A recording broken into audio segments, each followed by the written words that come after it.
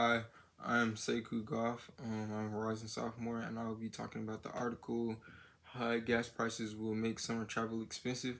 I'll be answering two questions. The first question is why has why have gas prices increased significantly since the onset of the pandemic? So, last week the price of gasoline increased further, reaching a national average of $4.59 a gallon. This is a 50% rise over the previous year when many drivers opted to stay home rather than on cross-country road journeys, according to AAA. But even if oil prices reach their highest levels since 2008, that won't be the case this year. The epidemic is largely the pandemic is largely to blame for the rising cost of oil, as well as the rise in demand for travel amongst a restless populace.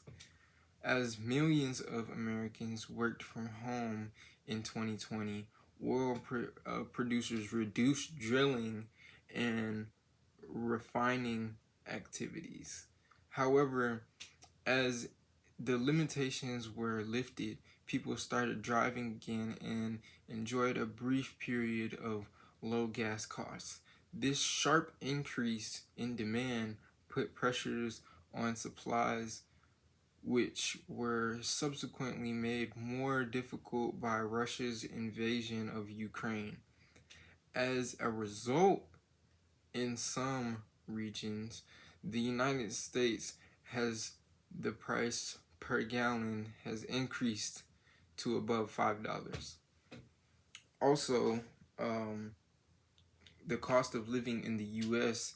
has rose by 8.6% from the previous year, and it's the highest it's been in 4 decades. So not only gas, but vehicles and food and transportation in general. The second question is, why are many Americans willing to tolerate higher gas prices during their road trips this summer?